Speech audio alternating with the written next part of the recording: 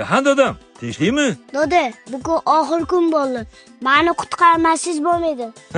Qani kiringchi uyga. Dodamni kayfiyatlarini ko'tarish uchun kavob qilib berishga qaror qildim. Videoni sizlar ham saqlab qo'yinglar. Kerak bo'lishi aniq. Mol go'shtini kontrfile qismini xuddi shunaqa yupqa qilib kesib olamiz. Ustidan salafan qo'yib, urib yumshatib olamiz. Dumbani ham xuddi shunaqa yupqa qilib kesib olamiz. Gaz listiga go'shtlarimizni taxlashni boshlaymiz. Birinchi qatorga go'shtlarimizni taxlab, ustidan marinad surtamiz. Marinad qanaqa tayyorlanishini video tagida yozib qoldirganman. Ana endi marinadni ustidan dumbalarni teramiz va yana bir qator go'shtdan taxlaymiz. Keyingi qator uchun qiymamizni tayyorlab olamiz. Qiymaga qirg'ichdan chiqarilgan pomidor, bulg'or qalampiri va piyozni solamiz. Ketidan to'ralgan kashnich, tuz va zirani solib yaxshilab aralashtiramiz. Ana endi uni go'shtimizni ustidan yupqa qilib yoyib chiqamiz. Go'shtdan yana bir qator taxlaymiz. Uni ustidan ham marinad surtamiz va 2-3 soatga muzlatgichga qo'yamiz. Bu orada qorinni to'qlashga dodam yaxshi ko'rgan sendvichlardan qilib beraman. Buning uchun bizga rozimetib go'sht va kalbasa mahsulotlari kerak bo'ladi. Bilasizlar, rozimetib mahsulotlari sifatli go'shtdan tam kuchaytirgichlarsiz, soyasiz ishlab chiqariladi. Asosiysi halol sertifikatga ega. Qani dodam, ovqat pishguncha qorinni aldab turingchi.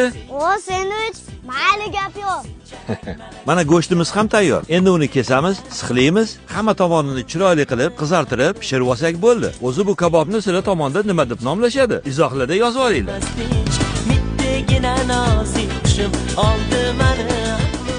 O, dada, bo'plarchi. Qani endi kayfiyatingizni ko'taraylik. Bay. Oling, yoqimli ishtaha. Men boshladim. Bismillah. Bismillahirrohmanirrohim. Gap yo'q. Yaxshi bo'lsa. Kayfiyat ko'tarildimi? Ha, ko'tarildi. O'zi nima bo'ldi? Ko'p o'qiyordim-da, shunga charchab qoldim. Oling.